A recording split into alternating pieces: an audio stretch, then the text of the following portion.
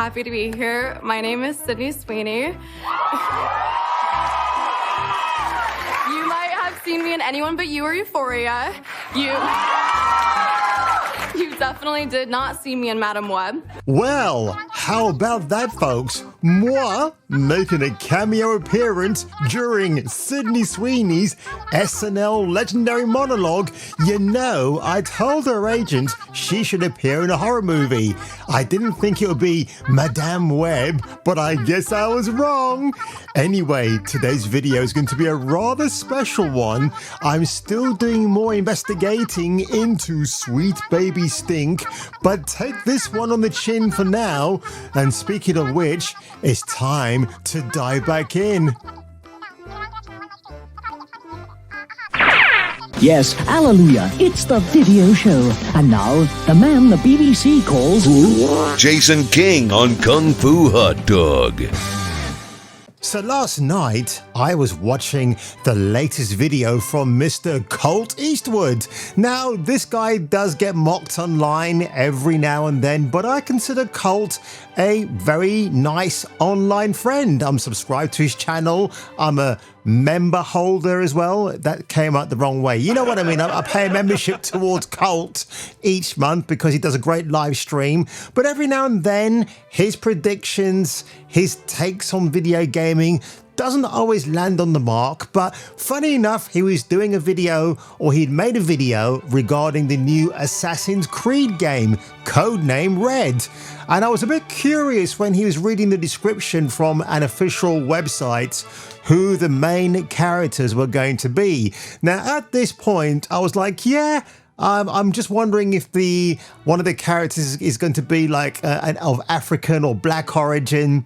Turns out I wasn't wrong. So if you take a look at this article here from Inside Gaming, Assassin's Creed Red female shinobi character art revealed. And her name is Naomi, and she looks all right. I mean, again, is she the conventionally attractive female game character I like to see? Not exactly, but I forgive it because it's from feudal Japan. And this is really funny, actually, because I'm going to get to why I think Ubisoft have gone with the decision to make the male protagonist an African man called Yasuki. He does have his own Netflix show as well, an anime show. Never watched it. I guess maybe it didn't really appeal to me. Now, Ubisoft are known for making historically accurate games, so I get where they're going with this. Now, the reason why I think that Ubisoft have gone in this direction with Assassin's Creed codename Red, which is the weirdest title, it's because, well, it's there to serve ESG. Because why on earth would you make the black protagonist a main feature of your next AC game? To me, it's a screaming ESG. Now, I'm a bit disappointed for this news. It's like, well, whatever. If I decide to buy this game in the end, which won't be out until next year anyway, I'd rather play as the female because at least from what I've seen of her so far, she seems a lot more interesting and appealing. Somebody who's not either of those things is Chris Kindred, one of the people of Sweet Baby Stinc. Now, what's really funny, some videos I've seen online recently have misgendered Chris. So my name is Emily. I am the brand manager for G.I. Joe. I use she and her pronouns. You can have two. Fucking you. What a shocker, because let's face it, when you're thinking of somebody called Chris, you expect a bloke. It's actually a chick with no boobs. Of course, she's no Chris Evert Lloyd. I mean, that's a glorious pin-up girl from the 1970s/80s, but sadly this is not her, and she proudly displays her portfolio right here. And yeah, very suspect artwork, don't really care.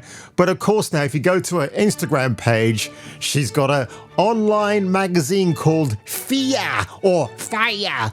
And this artwork is questionable. I'm not gonna lie, it doesn't really blow my socks off. And if you actually go to the official FIA website, you have the other online issues you may have missed out on, but you can watch them or pay for them, well, at your own risk, actually. And the one that really made me laugh was the two African men having a bit of a snog.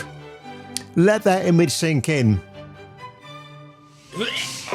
Oh, let's move on. But of course now, why am I making this video? Because sweet baby Stinc have been in the news for a record number of days now. It's actually almost upsetting my Stellar Blade coverage at the moment, but I don't mind because I can't wait to get back to that game much later on. So this is a channel called Booster Space, and back in, oh, this is 4 years ago actually, 2019. Remember 2019? Belair gave an almost 50-minute long speech about herself. So let's have a gander and see what the woman has to say. I have to warn you, some of this is pretty cringe-inducing. That's me. I've been a professional writer. Isn't that funny? That's her in a Batman costume. I'm going to come back to that point later on as well. Because I think that it's important context for the way that I learned about representation, for the way that I learned about... How about that you just get into your life without bringing out the R word, representation? This is such a overused, boring, contrived word now because apparently it's real clickbaity. How people like me are socialized. And a lot of the people I think that are marginalized in this world get socialized. Of course, yeah. People like her are socialized because what's happening in the world right now, ladies and gentlemen? Who's being socialized? The next generation, because remember, they're getting gender confused now, aren't they? Especially when it comes to things like inclusion in stories and in narratives. So to start, somebody hang me now. And starting to kind of express myself creatively, I wrote about myself a lot. I think as we all do as kids. As all narcissists do, right? We put ourselves in our stories, we put ourselves in our illustrations. Yeah, that's funny because Stan Lee didn't put himself in his stories for Marvel Comics. And neither did Jim Shooter. All the great writers you can think of. Chris Claremont didn't put himself in any of the X-Men stories. I'm sure some of you are going to now tell me, well, actually, he did. But, you know, you're talking about experienced male writers who went out in the trenches in some cases. They did. Stan Lee had an extensive backlog of history if you want to look into it. The man, you're only as good a writer as your life experiences. But this self-entitled Gen Z right here, of course, it's all about me and how I like to write about me, and it's really fantastic about how wonderful I am. And we put ourselves and our families in like really cool scenarios, right? We have adventures and we tell stories, and oh, you're boring me now. That was basically as much me weren't considered real or right. At the time, I was given this list of authors who I was told were legitimate, who I was told were about like, oh, everyone should be friends, everyone should be equal, community is important, and all these lessons that you're taught. I really do hate that C word. I mean, there's another C word that I really do like, but not community, no, fellowship. And then I got into high school, and suddenly I realized like my stories, the stories about people like me, weren't considered real or right. At the time, I was given this list of authors who I was told were legitimate, who I was told were important. These are the voices that you should be listening to at all times. And as you can imagine, they were almost entirely white men, and that was basically as much diversity as I was experiencing. And even when we had a few women, they were largely white, and so were the subjects of these stories with kind of like... You know, I've got to make a very controversial point here, folks. I don't date black chicks. I don't date mixed race women either of that origin because I have no time for this bullshit. I really don't. I date a Spanish woman. I date an Italian bird. English. Maybe Japanese if she comes my way, but I have no time for this nonsense. Oh my God, this diatribe, this drivel. I mean, it's a sad thing for Miss Belair, but she's been socialized, been brainwashed to think a certain progressive way. I'm sure there's this weird code of line that I'm not sure about, where indoctrination takes place with Gen Zers. If you say these and if you do this, you're going to get far in the marketplace. Because when I was growing up, it was hard for me to break into certain industries.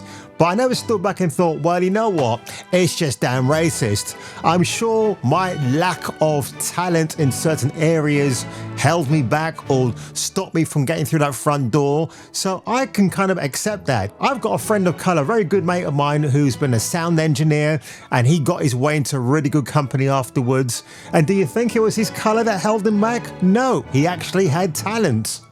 But people like Miss Belair don't know what talent actually is. A few people thrown in here and there, and they were usually thrown in as tokens or as lessons. Oh, you mean like Miles Morales, because he's just Miles Morales. Because when we read a book by, say, a woman or a Japanese author or a black author, those stories that we were being shown were usually about being a woman or about being Japanese or about being black. So you're trying to tell me that a white male or female author wrote about men and women? That wasn't a true depiction, but apparently when it's written by a black person or a Japanese person, that is the real depiction. Oh my gosh, before I comatose, folks, and die an early death, which I don't want to because I need more Sydney Sweeney fixes in my life right now. I haven't forgotten you, by the way, love. This video's comments are turned off. It currently stands at 183 downvotes compared to only 15 upvotes. Why do I mention the comments being turned off here? Because on the very same channel, Booster Space, if you go to another video, here with Masha Camino, look, the comments are right there for you to add your line or two of dialogue.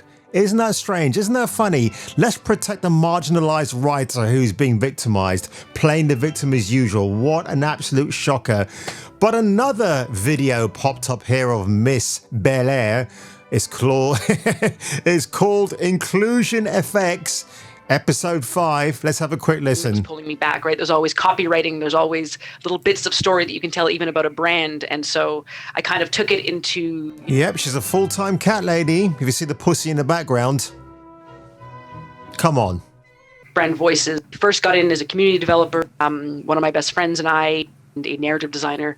And what I noticed even in that industry was I had finally embraced the fact that I wanted to write, that I wanted to tell stories. And I realized that it wasn't always something that was left to people demographically like myself. Do you see what I mean now? She's so smug, so conceited. In this interview, which by the way I've downloaded, she talks how she was approached by a video game company, doesn't actually mention which one it is, and now she talks about the fact, well, I'm in this environment, but they're not writing stories for me, a woman of ethnicity. It's that boring, convoluted narrative I've heard so often now that I just switch myself off and just go into La La Land. But honestly, I mean, why didn't Kim go to a company like Rockstar Games or Activision Blizzard? Yeah, and Activision Blizzard, isn't it funny? After all of time their employees went and brought this lawsuit against Bobby Kotick, he still got away with it anyway, and nothing was ever really resolved from that. Yeah, they're under Xbox's umbrella now, but I don't know if things are still going to get ironed out at that point. So again, Kim can sit here and say, yeah, there's a sea of white people all around this place, and we're going to do something about it. By the way, the Sweet Baby Stinc curator on Steam, 147,562 followers. Let's hit the refresh button. Oh, look at that, 812 now. It's wonderful. Now, Kim Belair is talking about, oh, white men this, white woman that. Well, an article from 2017, courtesy of Games Industry Biz of all websites. Have a look at this. Her mother is Indian, Ethiopian. Her father is a French white man. Which would explain why Batman in Suicide Squad Killed the Justice League assassinates Bruce Wayne. Who assassinates him? Harley Quinn in the worst iteration I have seen of that character. Are we done with your bad stand-up routine? Almost. But you always gotta end on your best joke.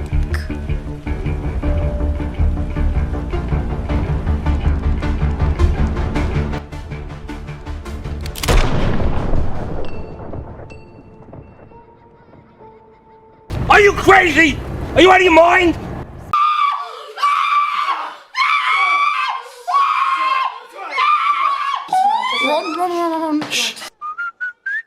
So let's have a look at this post from Craig D. Mansfield. Sweet Baby Inc. The reason your company fired you. Just thank Maya Kramer, aka Lego Butts.